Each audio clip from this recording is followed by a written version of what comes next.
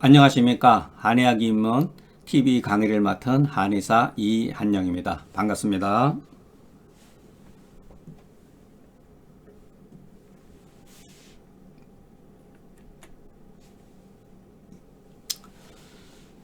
오늘은 중경학술에서 독특한 길을 걸어간 기릭동동에 대해서 알아보는 시간을 준비했습니다.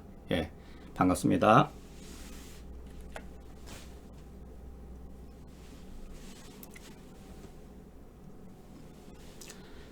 저도 뭐 기릭동동에 관해서 뭐 글을 썼다 그러지만은 그 분에 대해서 뭐 이렇게 특별한 뭐 지식이 있다든가 그런 것은 거의 없고 몇 권의 책을 뭐 20대에 한번 읽어보고 이 글을 쓸 즈음에서 그 제 후배가 그 저기 뭐야 약징에 대해서 박사 논문을 쓰는데 제가 좀 조언도 조금 해줬고 그 당시에 그 제가 우연한 기회에 그 양천구 그 분회에서 그 상한론 그 가금의 그 상한론익의 그 서문을 제가 한번 인터넷으로 처음으로 강의를 한 적이 있습니다. 그리고 또 그 당시에 공교롭게도 권순정 선생이 저한테 그 기릭동동의 유치방 광이라는 책하고 몇 권의 그 책을 보내주셨는데 제가 그때 그 책을 읽고서 제 나름대로 물론 이제 그 자리에서 바로 이제 독후감 형식으로 글을 썼지만은 20대 이후에 오랫동안 제 머릿속에서 맴돌고 있었던 그 어떠한 그 동동에 대한 어떤 사고 방식이 그 책을 보는 순간 제 마음속에서 어떻게 보면은 그 분출구, 화산의 분출구처럼 돼가지고 바로 이 글을 그때 당시에 처음으로 그 중경서 독법을 쓸 때 가장 처음 쓴 글이 바로 이 글입니다. 물론 그 뒤에 제가 다소 수정도 하고 교정도 하고 그랬지만은 이 글은 제가 이 글을 쓰면서 중경서 독법에 관한 어떤 그 전반적인 청사진을 이제 그렸다고 해도 지나치지 않을 정도로 저에게는 그 기릭동동이라는 사람이 임상가인지 아니면은 그 이론가인지 저는 뭐 전혀 알 길이 없습니다. 저한테는 그게 또 중요한 문제가 아니고 그러니까 다만 글을 통해서 정신적으로 나의 나름대로 교감을 했다라고 생각되어지는 분이기 때문에 한번 소개해 보겠습니다. 예로부터 오늘날에 이르기까지 중경서를 논한 사람이 많았지만은 그 사람들의 남긴 글을 보면은 동동과 같은 사람이 있지 않다. 그만큼 독창적이었어요. 저도 뭐 처음에 보고 그 이전에는 가운백, 청대의 그 학자들의 글을 주로 봤는데 그리고 뭔가 이렇게 뭐 좀 답답하고 그랬던 차에 제가 제 동기인 권순정 선생이 황한의학을 소개를 시켜줬는데 제가 읽다가 어느 약증이라는 문구를 봐가지고 거기 내용을 보니까 재밌더라고요. 그래서 권 선생한테 약증이라는 책이 도대체 이게 무슨 책이냐 그랬더니 그 동동의 글이라고 그러면서 이거 뭐 이 책을 어떻게 구할 수가 있느냐 그랬더니 저희 경희대 모교 도서관에 가면은 기릭동동 이게 일본 고방에 시리즈가 있는데 그거에서 복사하면 된다 그래가지고 후배 시켜가지고 그때 이제 한 10부 정도 복사를 해가지고 후배들과 같이 이제 공부했던 기억이 있습니다. 그때 보고 나서 제가 조금 많이 영향도 받고 충격을 받았는데 그 뒤로 마음속에서 그냥 저도 기억 속에서 사라졌다가 한 20년 뒤에 다시 우연한 기회에 기릭동동의 글을 보고서 바로 이 글을 썼다고 보면 맞습니다. 제가 처음에 약징, 유치방, 방극을 보고 이에 동동이 복고의 뜻과 기릭동동은 복고주의자구나. 이 고의들이 왜 지류가 되었는지 그 이유를 알았다. 그러니까 기릭동동은 아주 명쾌한 사람이에요. 그러니까 자고 우면하는 사람이 아니라 오로지 고방, 지르 이 두 가지를 떠나서는 얘기할 수가 없을 정도로 철저하게 지나칠 정도로 고방의 주자라고 볼 수가 있습니다. 물론 제가 이분을 존경하는 점도 있지만 그렇다고 학술까지 맹목적으로 따라가지는 않습니다. 그러니까 저도 후세방을 워낙 좋아하기 때문에 저 같은 경우는 고방의 그 기본으로 해가지고 후세방을 절충하는 편이기 때문에 뭐 지나치게 제가 이런 글을 썼다 그래가지고 고방의 대가라든가 일본 학술에 대해서 제가 안다든가 그렇지는 않습니다. 저는 뭐 거의 글을 거의 안 읽은 사람이기 때문에 그저 책 몇 권 정도 읽고 제 방식에 의해서 글을 쓴 것이기 때문에 제가 한문으로 뭐 글을 썼다 해가지고서 한의학에 뭐 뛰어난 관점을 가졌다가 전혀 그렇지가 않습니다. 그런 것도 어떻게 보면 다 편견이에요. 글만 보시면 됩니다. 그냥.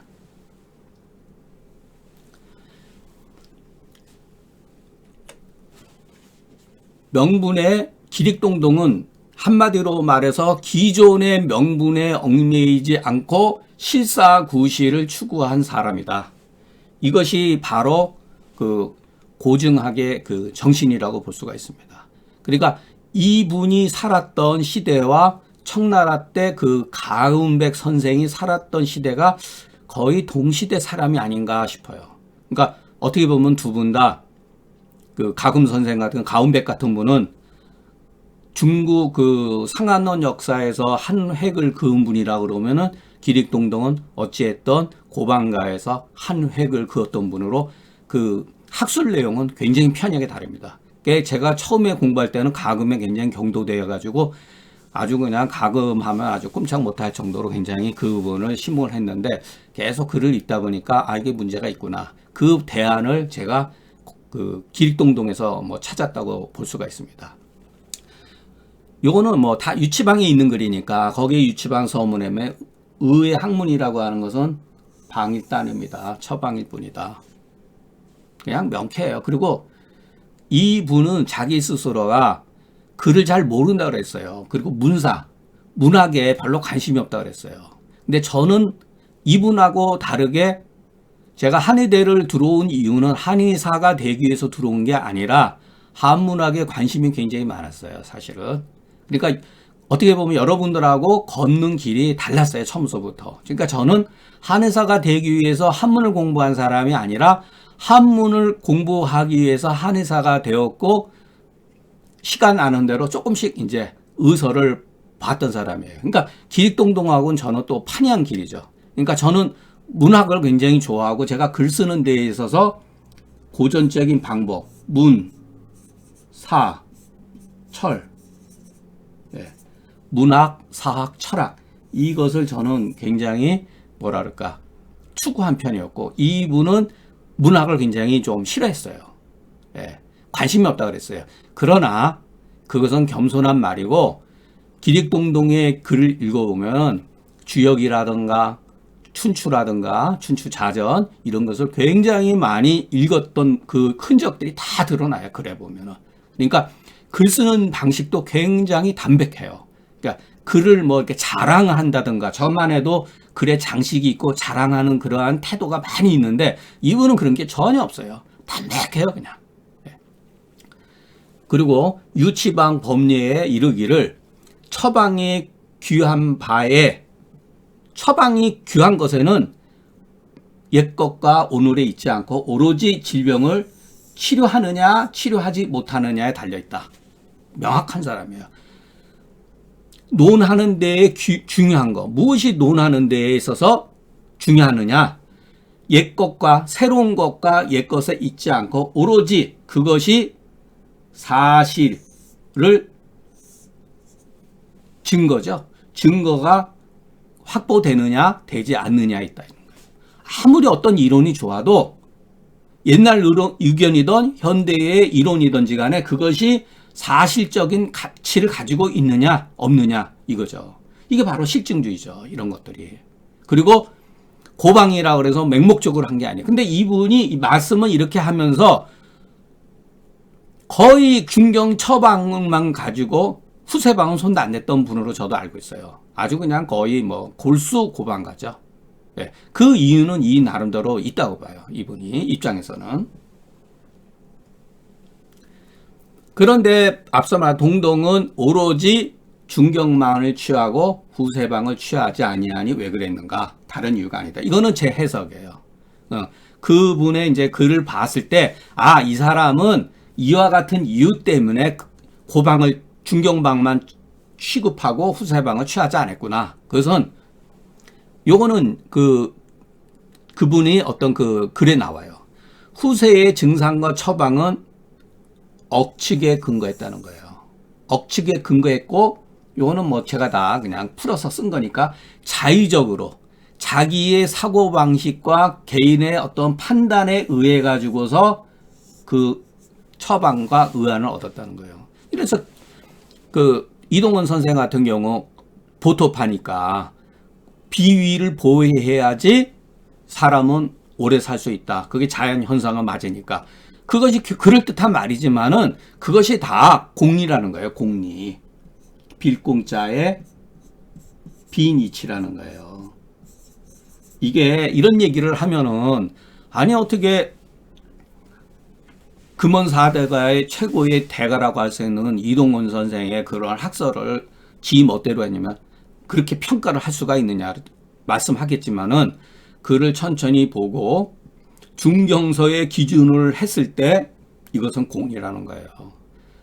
무조건 공이라 그래서 제가 배척하는 건 아니에요.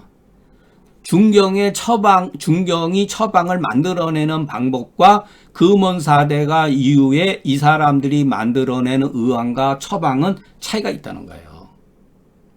이거를 무조건 제가 보증이기탕이라든가 이런 거를 부정하자는 게 아니에요. 이것을 알고 보자는 거죠. 그것은 뒤에 제가 다시 한번 그거에 대해서 논술을 해놓은 게 있으니까 다시 설명하기로 했습니다. 비록 대조해서, 대조라고 하는 건 뭐냐면은 증상과 처방을 이렇게 대조를 해서 그 증거를 찾고자 하나, 수욕이 있잖아요. 뭐뭐 하고자 하나, 이럴 때는 못했다라는 의미가 이미 내포되고 있죠. 수욕, 뭐뭐 하고자 했지만 얻지 못했을 뿐만 아니라 날조를 면할 수가 없다. 여러분 냉정하게 우리가 많은 처방들을 배웠고 이렇게 분석을 해보면은 거기서 말하는 증상과 이론과 그것이 다 맞는다고 볼 수가 없어요. 왜 그 처방을 거기다 썼는지 이해가 안 되는 게 많죠. 또 나중에 이제 중경서를 우리가 공부하면서 했잖아요. 소화가 안 된다 그래가지고 무조건 다 비위가 허약해서 나타나는 게 아니거든요. 그러니까 그런 거 관점에 이미 비위로 규정을 해버리면 일반 사람들이 소화가 안 되면 비위가 허약해서라고 하지만 전혀 그렇지 않은 경우도가 많다는 거예요. 그래서 이게 억측이고 공리라는 거예요.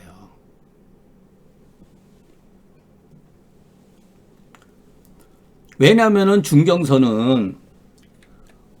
중경서 자체가 가지고 있는 의안이 뭐냐면 근거주의예요.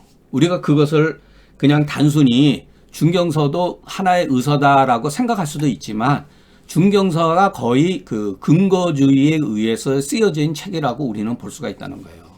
예. 중경의 증상과 처방은 제가 귀에 따가울 정도로 말씀드렸잖아요. 실증에 근거하고 본원에서 얻은 거다. 이거를 실증에 근거하고 본원에서 얻었다. 이거는 아주 그냥 기억을 하셔야 돼요. 잊어버리시면 안 돼요. 그렇기 때문에 하나의 증상과 하나의 처방도 서로 상대해서 갖추어졌고 짜맞춰졌다는 거예요. 서로 이렇게 비추면서 반응을 나타낸다는 거예요. 그러니까 어느 것 하나 허투기에 증상을 쓴 게 아니라는 거예요. 그러나 이것이 세월이 흐르면서 전수되는 과정 중에서 빠지기도 하고 그랬기 때문에 후세 사람은 어디다가 집어넣을 수는 있었어도 이 원칙에 의해 가지고서 왜냐면은 실증에 근거에 의해 가지고 처방을 썼기 때문에 그런 거거든요. 후세 사람은 이론에 논리에 의해 가지고 처방을 만드는 거예요. 그 차이가 있는 거죠. 그렇기 때문에 설령 가정법이죠. 설사 증후가 갖추어지지 않더라도 근심할 필요가 없는 이유는 증후의 뜻이 처방과 약물에서 벗어나지 않기 때문이다. 그래서 제가 그랬죠. 여기서 우리가 이제 제가 여러분들한테 다음 장은 바로 이 증후에 대해서, 증후론에 대해서 설명하기 위해서 여러분들한테 미리 이렇게 이제 여기다가 말씀드리는 거예요. 증후의 관점에서 보면은 이것이 조문의 그 부분적으로 떨어져 나갔다 하더라도 문제가 되지 않는 것은 처방이 있기 때문에 처방을 근거로 해서 증후의 뜻을 살필 수가 있다는 거예요. 이것이 바로 기릭동동이 여기서 힌트를 얻었던 것 같아요. 그렇기 때문에 증상과 처방을 서로 대조해서 보면은 이 처방으로 가히 이 처방으로 이 증을 치료한다는 것을 알 수가 있다. 이게 유치방의 대의예요. 그러니까 기릭동동은 오직 이것으로서 이 처방으로서 이 증상을 치료한다. 이게 바로 증상과 처방이 서로 상대하고 상조하면서 갖춰졌기 때문에 이와 같은 논리가 형성이 되는 거예요. 근데 이거와 같은 것을 후세방에 비교했을 때는 해석 자체가 굉장히 어려운 게 많아요. 끼워 맞춰야 돼요. 어떨 때는 이렇게 해석하고, 어떨 때는 오행으로 해석하고, 어떤 때는 장부론으로 해석하고, 어떨 때는 기미로 해석하고, 막 이렇게 해석을 하니까 종잡을 수가 없죠. 갖다 끼워 맞추는 거죠, 전부 다. 후세 사람들의 해석이 전부 다 그런 식으로 발전이 돼버린 거예요. 근데 기릭동동은 철저하게 바로 증거에 의해 가지고서 만들어진 게 바로 약증이에요. 처방의 증상에 관한 거, 약증. 제가 그랬죠. 이 증은 증이라고. 그 자서변에서 말씀드렸잖아요. 이 증은 증거라고. 기릭동동이 약증이라고 안 쓰고 약증이라고 쓴 건 무슨 뜻이 있느냐? 논어를 읽었다는 얘기예요. 논어에서는 증이라고 아까 증이라고 썼거든요. 제가 그 설명했잖아요, 앞에서. 논어를 읽었기 때문에 약증이라고 쓴 거예요. 절대로 어떤 책의 제목이나 이런 걸 때 허투루 쓰지 않는다는 거예요. 나는 논어를 읽었다라고 벌써 딱 유치방이 책의 뒤에 설명했잖아요. 유치방이라고 그랬잖아요. 나는 주역을 공부했다라고 선언한 거예요. 그 책 이름에는. 무서운 거죠.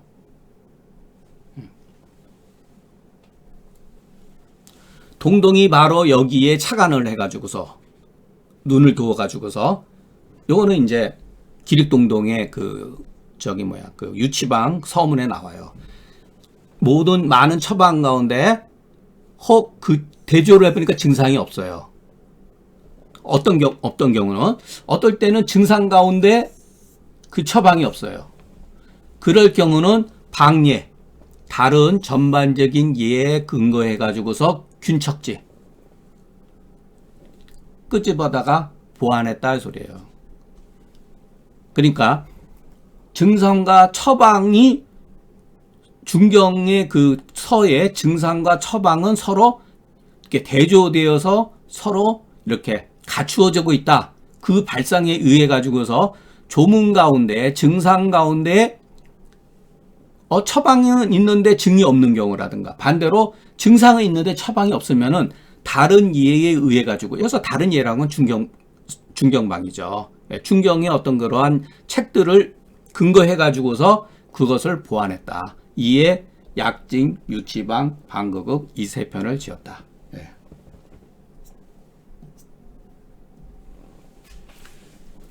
이 기릭동동의 그 의안에 대해서 기릭동동의 문인들은 구차히 사설을 쓰지 아니했다 그랬어요. 사설을. 우리 동동은 사설을 쓴 게 아니다. 이거는 중경의 정신을 이어받은 것이다. 이렇게 강조를 한 거죠. 그런데 동동이 비록 이렇게 숫자를 어떤 단서가 되는 거죠. 예. 약간 역접을 의미하는 뜻도 있어요. 동동이 비록 중경의 증상과 처방으로 중경의 그 빠진 곳을 보충한 것이 제시 입문이라고 하는 건 우리가 그 중경서를 입문하는데 제시라고 하는 거는 이렇게 확 이렇게 끌어올리는 거예요. 그러니까 업그레이드 시키는 거죠. 이 방법이 우리를 업그레이드 시켜서 다른 사람들의 해석보다 탁월하지만 그러나 숫자가 있잖아요. 그죠? 그러나 실로 중경이 아니면 중경의 깊은 뜻을 알지 못하니 사설이 어찌 없다고 하겠느냐. 이거는 중경의 방법을 선택해서 보완한 것은 훌륭하지만 그렇다 그래 가지고서 중경이 아니면은 그 뜻을 우리가 알 수가 없는 거예요. 그렇기 때문에 사설이 없다라고 할 수가 없다는 거죠. 단정 내릴 수가 없다는 거죠. 방법은 좋죠. 굉장히 좋아요. 전대미문의 어떤 새로운 방법을 추구한 분이니까. 그렇지만은 어떤 조문에 어떤 증상이 빠지고 했다 하더라도 그것이 실질적으로 사람마다 차이가 있을 수 있기 때문에 처방도 차이가 있을 수 있기 때문에 쉽게 이렇게 단정 지을 수 없다는 거예요. 이 의안에 대해서 동동에 대한 시비, 회에 칭찬하기도 하고 비난하기도 하고 하는 것이 오늘날 이르기까지 세상의 의론이 같지 않아요. 저 같은 경우는 굉장히 높이 평가하고 긍정적으로 받아들이지만 그렇지 않은 사람도 있어요. 그렇기 때문에 동동 학술에 출입하는 데 있어서 동동 학문에 들어간 사람은 옳다 하고 동동 학문에서 나간 사람은 동동을 비난한단 말이에요. 이거는 원래 입자 시지, 출자 비지는 그 한태지, 그래서 제가 따온 거래요. 그래서 어떤 사람은 중경에 억울한 것을 해소했다고 칭송하기도 하고 어떤 사람은 교환가지 구부러진 것을 교정하는데 지나치게 필려다가 부러진 것으로서 폄훼한 거예요. 이게 이제 우리가 많이 쓰는 말이죠. 교환가직이라고 하는 것은. 교정하려다가 그냥 부러뜨려 버리는 그런 경우죠. 이와 같이 다 평가가 있는데 제 입장은 뭐냐. 이 모든 사람들은 다 중경을 아는 것이 깊지 못한 사람들이다. 이건 제 평론이에요. 이렇게 설명했지만 사실은 이 사람들의 평론은 제 견해 봤을 때 이 사람들은 기릭동동을 모르는 사람들이라고 이렇게 제가 감히 이렇게 주제 넘는 이렇게 평가를 한 거예요. 아, 당신들은 기릭동동을 몰라. 이렇게 말한 거예요. 그 이유가 뭐냐.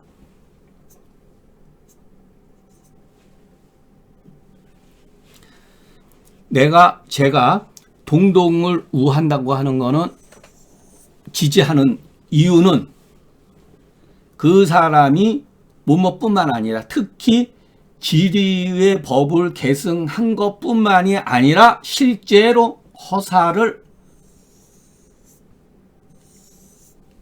끊었기 때문에 제가 기릭동동을 높이 평가하는 거는 이 사람이 임상가든 이론가든 저는 그게 중요하지 않고 한의학 역사에서 처음으로 이 관점을 이해한 사람이에요.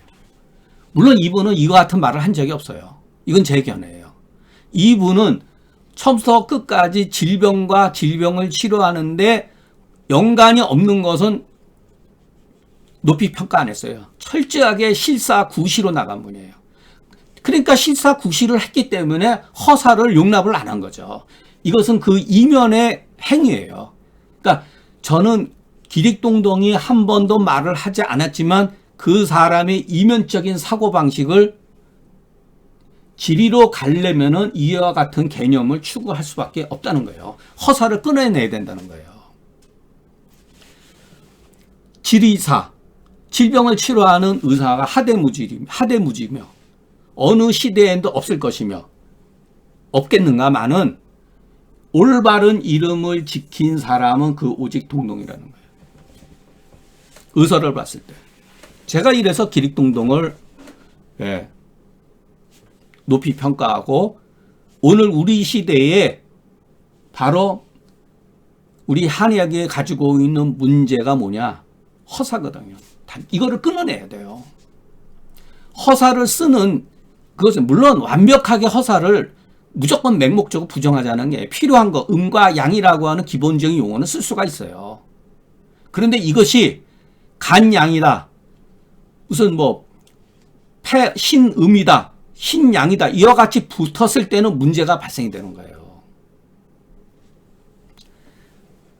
유치방에서 그 빼낸 것 중에 큰 것은 육경이 아니에요. 이 사람은 육경 안을 부정한 사람이에요. 논문에 보면 다 나와요. 제가 이거 보고 깜짝 놀란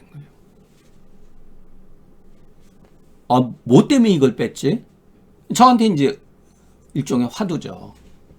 그리고 유치방에 보면은 이렇게 척이라고 하는 건 이제 긁어낸 거예요. 긁어낸 것 중에 작은 거는 뭐냐면 허사해제니까 주로 조문에 강평본 가지고 공부했겠지만은 강평본에나든가 송본에 보면은 그 해설 종류 같은 것들 증상이 아닌 거는 전부 다 드러낸 거예요.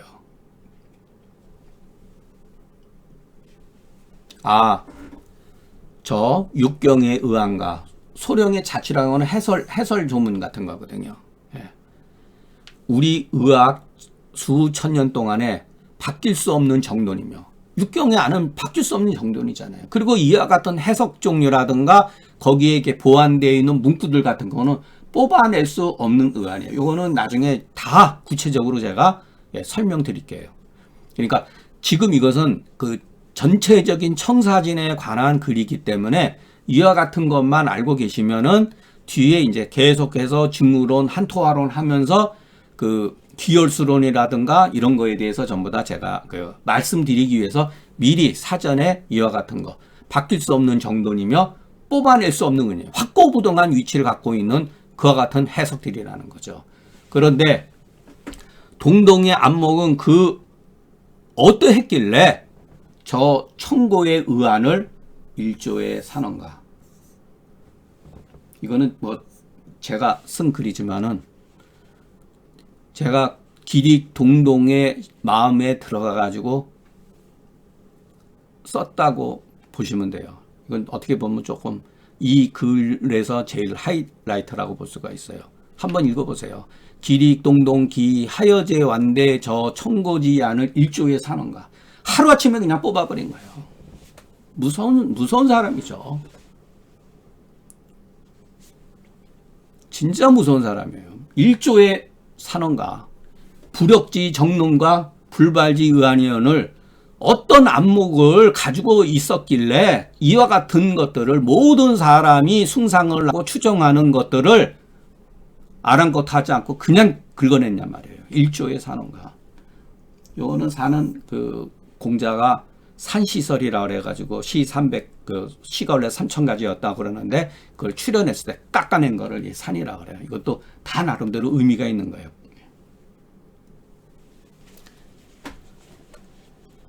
그 사람이 기분 내키는 대로 한 게 아니에요. 우연히 그렇게 한 게 아니라는 거예요. 고서들을 굉장히 많이 봤어요. 그래가지고 지류의 그 단서들을 전부 다 찾아냈어요. 이분 해놓은 거 아마 쉼터 해보니까 어떤 분이 해놨더라고요. 예. 그러면 글을 많이 봤다는 거예요. 절대로 그냥 아무런 관점 없이 한 게 아니에요. 그래서 지식이 중요한 거예요. 알아야 돼요. 알아야지 우상을 파괴할 수가 있어요. 그리고 이거는 뭐 제가 막 그냥 갖다가 쓴 게 아니에요. 그 사람의 글을 읽어보면은 춘추의 그 정신이 필법이 그대로 살아있어요. 춘추의 뜻을 둬가지고서 실증주의 사회에 아주 그냥 투철했어요. 이거는 원래 제가 처음에 썼던 것인데 지난번에 그 출판할 때는 이 글은 없었는데 왜 그러냐면 이 글은 원래가 상투적인 글이에요. 근데 워낙 뭐 잘 쓰는 방법론이기 때문에 그냥 다시 이제 보완했으니까 그 지식은 좋기, 숙특, 선과 악을 구별해내고 그 용기는 가탁의 설들을 다 끊어내 버렸어요. 네, 끊어낸 거예요. 무서워요. 그 이는 좋기 후학들의 좋은 길라잡이가 되어주었다. 그러면 여기서 보면은 지인용 이렇게 나오잖아요. 이 공자가 삼달떡이라고 해가지고 공자는 항상 지인용을 가지고 얘기했어요. 근데 맹자에 가서는 인의지 가지고 얘기했잖아요. 그러니까 공자는 인이라는 거를 병행해서 쓰질 않았어요. 그런데 개사에 보면은 인을 병행해서 쓰는 경우가 있어요. 그것을 보고 후세 사람들이 고증하게 해서 아 이거는 맹자의 영향을 받은 사람이 쓴 글이라는 걸 알았다는 거예요. 공자는 단 거의 인과 의를 병행해서 쓰지 않고 지와 인과 용을 갖추고 글을 말씀하셨다는 거예요. 그러니까 이것은 마찬가지로 그것을 풀어서 쓴 거예요. 그러니까 기동동이 어떤 식견이 있었기 때문에 육경의 안을 타파하고 황제의 내경의 해설 같은 경우 문자라든가 이것을 다 끄집어냈다는 거예요. 바로 이와 같은 정신세계를 가지고 있다고 제가 이제 감히 말씀드리는 거예요. 동동은 평생 동안, 생평은 평생 동안이에요. 지리의 뜻을 둬가지고 헌장조술이라고 하는 거는 원래 이제 그 중용에 나오는 말인데 조술, 요순하고 헌장, 문무했다 이렇게 나오는 건데 이 사람의 기본적인 그 정신세계라든가 학술의 근거지다 이렇게 생각하시면 돼요. 정신세계와 학술의 근거지는 오로지 중경의 뜻을 두고 황제 내경에 대해서는 뜻을 두질 않았다는 거예요. 이분 아주 그냥 뭐 냉혹해요. 그러니까 제가 이거에 대해서 영향을 받은 거죠. 예. 그러니까 서로 방법은 틀리죠. 이분은 이것이 지리에 도움이 안 되기 때문에 배척을 했지만 저는 이것이 후세의 허사를 남용하게 만든 근거지기 때문에 학술에 나중에 그 오류를 범할 수 있는 문제점을 제공했기 때문에 제가 이것을 문제 삼는 거지 서로 방법은 틀려요. 그러나 이분은 항상 뭐라 그랬냐면은 나는 질병을 치료하는 사람이기 때문에 기왕의 그 내경을 보니까 이거는 전혀 관계가 없는 내용이다. 이렇게 이제 배척을 한 거죠. 그렇기 때문에 이분 글에는 조금이라도 공언이라든가 억설이 있으면은 극급 통상이야. 바로 그냥 날카롭게 잘라버렸다는 거예요. 그래서 육경의 이름을 끊어내고 지리의 법을 계승했다.